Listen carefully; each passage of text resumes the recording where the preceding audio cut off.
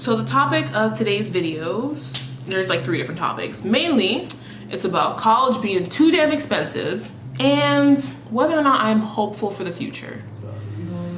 So let's get this going. Yeah, so I started thinking about this topic a long time ago, just as many college students do. College is fucking expensive. Why is it expensive? Nobody knows, because my professors are always complaining about how they don't get paid enough. So I'm like, if you're not paying these guys the majority of our tuition, people that are actually teaching us, where's my money going? Because I really don't understand. Like, I don't eat that much at TDR. I don't freaking go to the gym that often, like, even though I should. I don't understand where this money's going. Landscaping? Like, paying the administration that never answers their emails? I don't understand. Like, the one thing I don't regret about going to AU is the fact that my professors have been the most amazing people, with an exception of a few, because they've been the most amazing people and the most eye-opening, enlightened, professional, supportive people that I've met here at this university, aside from my core group of friends. As for the administration, too many things wrong with the administration here. I don't understand why we pay people to sit on their butts in their offices and not answer my emails. I don't understand why we pay our advisors to have 2-second meetings where they say, yeah, you can just Google it. Excuse me? Oh my God. I regret so much about college, but I do not regret my education at all. I do regret paying $60,000 a year for my education, but I do not regret what I've learned. I don't regret the skills that I've acquired. I don't regret the woman that I've become in college and how I've developed in college. I don't regret any of that. But college don't need to be this damn expensive. Why? Why? So that's one, college is too expensive.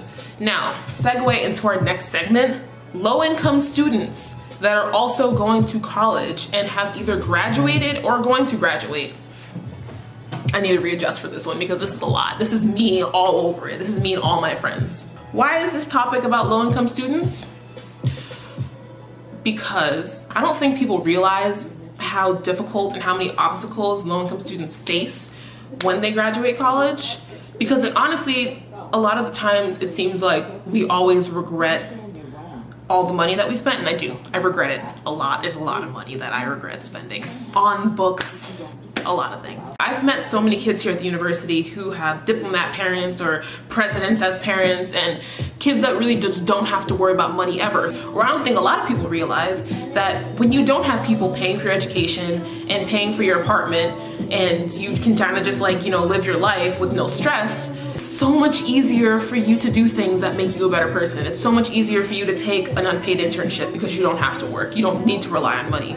That really puts you like above a lot of other people. It puts you in the top caliber. You're able to take jobs in your field and, you know, build up your skills. By the time you do graduate with your diploma, you'll have so much to offer a job.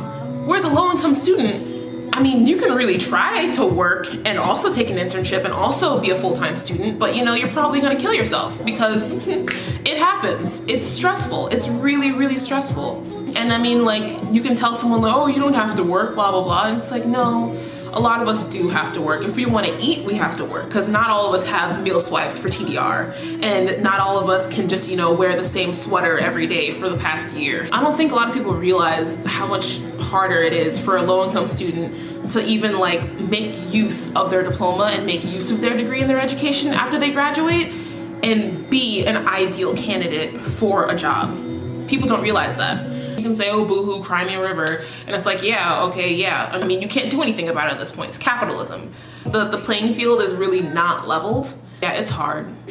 It's like you really want to help, but you really also have to take jobs that pay more. And I mean, you have to take these jobs because you need to pay back your loans, but can you even get them because you don't really have that much experience? Who knows? Honestly, it's just like, you just kind of have to try it. And I've been applying to like 6, 7, 8 jobs a day since I graduated, and you know, haven't really heard back from many places. You know, it's just frustrating, and it's something that I wanted to talk about for a while.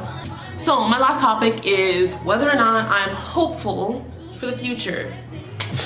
For my life, I think I'm hopeful, but I think it's really dependent on the state of a lot of things economically, and whether or not I do find a job, or whether or not I do find, you know, something I'm happy doing. I'm hopeful that in 10 years from now, I'll be in a good place. For the world,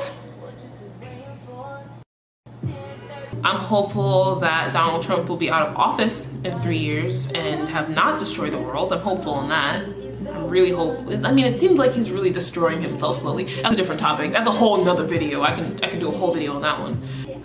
But yeah, I think it's good to have hope. I think it's good to be positive and, you know, not always focus on the negatives of things and not always focus on, you know, your obstacles. But I think it's also important to point out that these obstacles do exist, because ignoring them just makes life worse for people that deal with them every single day.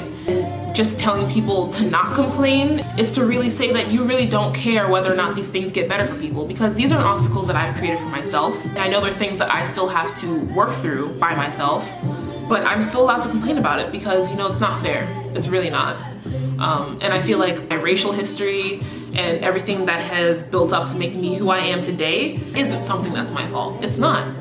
It's not my fault I'm black. It's not my fault I'm a woman. It's not a fault at all. It's just who I am, and it's something that I love and I live with. So love and live with your identity. Love and live with all of your obstacles, and tell people about your obstacles, because if people don't know about them, that's never gonna change, you know?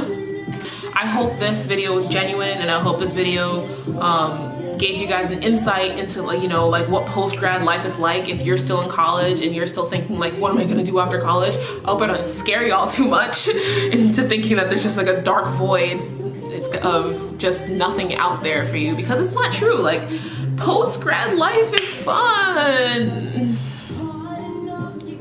It is. It's not fun right now. It's only been 2 weeks. I'm being dramatic. But yeah, no, just be hopeful, you know? Focus on your goals, live your life, love who you are, and do you. That's the end of my rant. And don't deny people's struggles, because then you're gonna get hit in the face. Okay, one last thing. My next video is going to be about the 2016 election. A lot of my friends that aren't in political science or in the political realm or really involved ask me, you know, what happened in the 2016 election? What's gonna go on moving forward? What's 2020 gonna look like? So if you have any questions about politics, any questions about 2016, any questions about 2020, I want you to drop them in the comments or go to my DMs on Instagram, and I will be doing a full Q&A in my next video about politics. So, pretty political out.